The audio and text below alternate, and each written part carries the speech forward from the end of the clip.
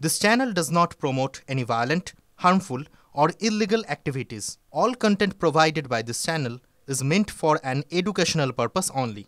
দেখছেন টিভি 9 বাংলা, প্রতির সঙ্গে রয়েছে আমি সম্প্রীতি। আর যে খবরের দিকে আমাদের নজর থাকবে, আজও হলো না সুপ্রিম কোর্টে ডিএ মামলার শুনানি। সুপ্রিম কোর্টের নির্দেশ পালনের জন্য কমিটি গড়েছে রাজ্য।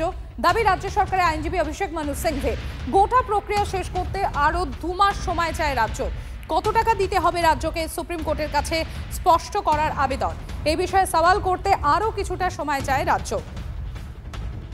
প্রাথমিকভাবে সেই সময় দিতে রাজি নয় সুপ্রিম কোর্ট। আজও হলো না সুপ্রিম কোর্টে ডিএ মামলার শুনানি। সুপ্রিম কোর্টের নির্দেশ পালনের জন্য কমিটি গড়েছে রাজ্য, এমনই দাবি করা হচ্ছে রাজ্য সরকারের আইনজীবী অভিষেক মানু সিংভির তরফ থেকে। সুপ্রিম কোর্টের নির্দেশ পালনের জন্য কমিটি গড়েছে রাজ্য, এমনই দাবি করা হচ্ছে রাজ্যের তরফে, রাজ্য সরকারের তরফে। তবে আজও হলো না সুপ্রিম কোর্টে ডিএ মামলার শুনানি। গোটা প্রক্রিয়া শেষ করতে আরো 2 মাস সময় চায় রাজ্য। কত টাকা দিতে হবে রাজ্যকে, সুপ্রিম কোর্টের কাছে স্পষ্ট করার আবেদন। আর এই বিষয়ে সওয়াল করতে আরো কিছুটা সময় চায় রাজ্য। প্রাথমিকভাবে সেই সময় দিতে রাজি নয় সুপ্রিম কোর্ট। আর এই মামলার রায়ের প্রভাব দেশব্যাপী পড়বে পর্যবেক্ষণ বিচারপতি সঞ্জয় কারোলের। কাল ফের সুপ্রিম কোর্টে ডিএ মামলার শুনানি। সুমন মহাপাত্র রয়েছেন আমাদের সঙ্গে। সুমন, কি হলো আজ? তরফ থেকে আইনজীবী অভিষেক মানু সিংভি তিনি কিন্তু জানান যে সুপ্রিম কোর্টের পূর্ববর্তী নির্দেশ কিভাবে কার্যকর করা হবে তা খতিয়ে দেখার জন্য একটা কমিটি রাজ্য সরকার গঠন করেছে। সেই কমিটি কিন্তু কাজ করবে। তবে আজকেও কিন্তু ডিএ মামলার শুনানি হলো না এবং মানু সিংভি কিন্তু বারবার করে দাবি করছেন যে যাতে ডিএটা দিতে না হয়। কিন্তু সেক্ষেত্রে দাঁড়িয়ে বারবার করে আমরা দেখতে পাচ্ছি সুপ্রিম কোর্ট এর আগে বারবার করে বলেছে যে সঙ্গে থাকো, বিলেপনা প্রকাশ পায় আর কি। এতে কোয়ান্টিফাই করার দায়িত্ব কোর্টের না, কোর্টের দায়িত্ব আইন ঠিক করে দেওয়া। কোর্ট আইন ঠিক করে দিয়েছে, এখন কোয়ান্টিফাই কে করবেন না করবেন সেটা তো কোর্টের বিষয় নয়। তারা তো কমিটি গঠন করে দিয়েছেন সেই কোয়ান্টিফাই করার জন্য। এসব গপ্প বললেন, দেখা যাক। আসলে ওরা মামলাটা শুনানি করতে চাইছিলেন না।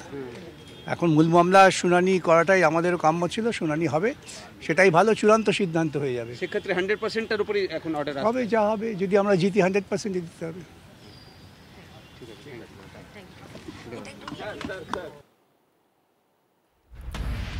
সুমন, তুমি যেটা জানাচ্ছিলে, সুমন সঙ্গে থাকো। আমরা ইতিমধ্যে টেলিফোনে যোগাযোগ করতে পেরেছি, আমার অপর সহকর্মী জ্যোতির্ময় রয়েছে আমাদের সঙ্গে। জ্যোতির্ময়, কি হলো আজ? আপডেট চাইবো তোমার কাছ থেকে।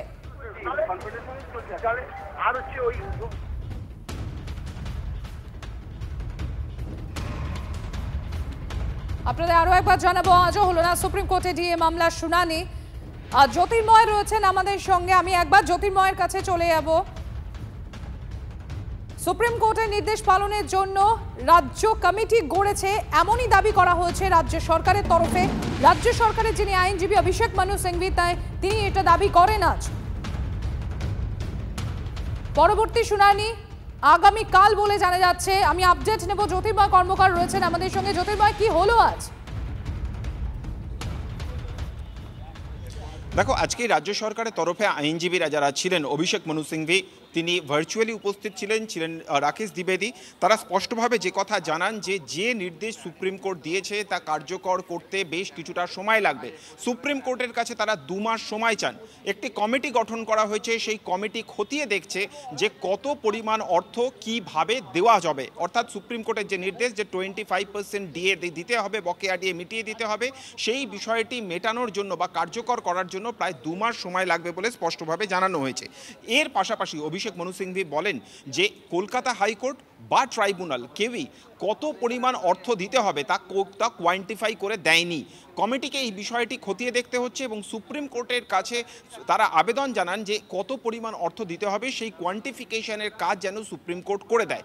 কিন্তু আজকে রাজ্য সরকারের আইনজীবীরা প্রিপেয়ার্ড ছিলেন না এবং তারা চান যে আজকে যেন অ্যাডজর্নমেন্ট দেওয়া হয় এবং পরবর্তী ক্ষেত্রে এই মামলার শুনানি যেন করা হয়। কিন্তু সুপ্রিম কোর্টে বিচারপতি সঞ্জয় কারোল এবং অন্য আরেক বিচারপতি প্রশান্ত কুমার মিশ্রা তারা স্পষ্টভাবে প্রাথমিকভাবে জানান যে তারা অ্যাডজর্নমেন্ট দেবেন না, শুনানি আজকে হবে, প্রয়োজনে পাস ওভার দিয়ে আরও কিছুটা পরে হবে।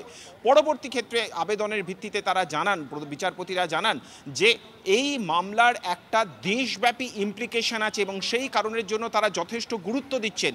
কোন পক্ষের আইনজীবী কত সময় বলতে চান, সওয়াল করতে চান, সেই বিষয়টিও তারা জানতে চান এবং তার প্রেক্ষিতে তারা বলেন যে আগামীকাল এই মামলার শুনানি হবে।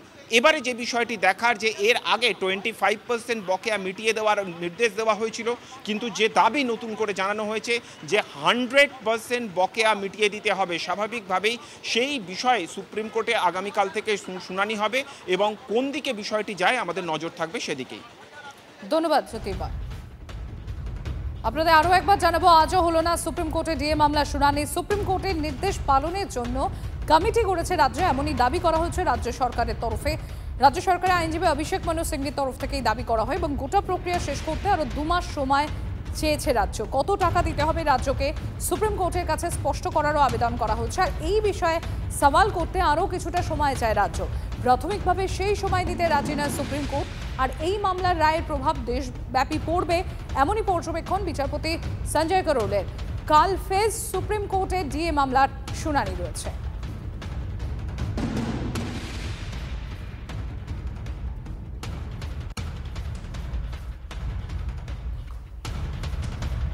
আজ হলো না সুপ্রিম কোর্টে ডিএ মামলা শুনানি। সুপ্রিম কোর্টের নির্দেশ পালনের জন্য কমিটি গড়েছে রাজ্য, এমনই দাবি রাজ্য সরকারের আইনজীবী অভিষেক মনু সিংভির। গোটা প্রক্রিয়া শেষ করতে আরো 2 মাস সময় চায় রাজ্য। কত টাকা দিতে হবে রাজ্যকে সুপ্রিম কোর্টের কাছে সেটাও স্পষ্ট করার জন্য আবেদন করা হয়। আর এবার যে খবরের দিকে আমাদের নজর থাকছে, 9ই অগস্ট নবান্ন অভিযানকে চ্যালেঞ্জ করে মামলা দায়ের করা হলো।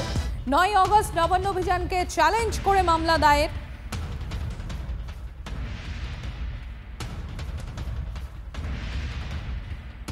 শ্রাবন্তী শাহ আমাদের প্রতিনিধি রয়েছেন আমাদের সঙ্গে। শ্রাবন্তী, আর কি জানা যাচ্ছে বিষয়ে? এর আগে নবান্ন অভিযান অনেকবার হয়েছে এবং সেখানে সরাসরি দেখা গেছে যে সেই নবান্ন অভিযানের ফলে রাস্তা রীতিমতো তীব্র যানজটের সৃষ্টি হয়, এমনটাই মন্তব্য করেছেন হাইকোর্টের একাধিক বিচারপতি। এবার এই নবান্ন অভিযানকে চ্যালেঞ্জ করে মামলা দায়ের করেছে হাওড়ার এক বাজার সমিতির তরফ থেকে। এই মামলা দায়ের করা হয়েছে এবং তারাও সেই একই ধরনের বক্তব্য রাখছে যে এই নবান্ন অভিযানের ফলে তাদের সমস্যার সম্মুখীন হতে হয় এবং সরাসরি সেটা ব্যবসার উপরে প্রভাব পড়ে।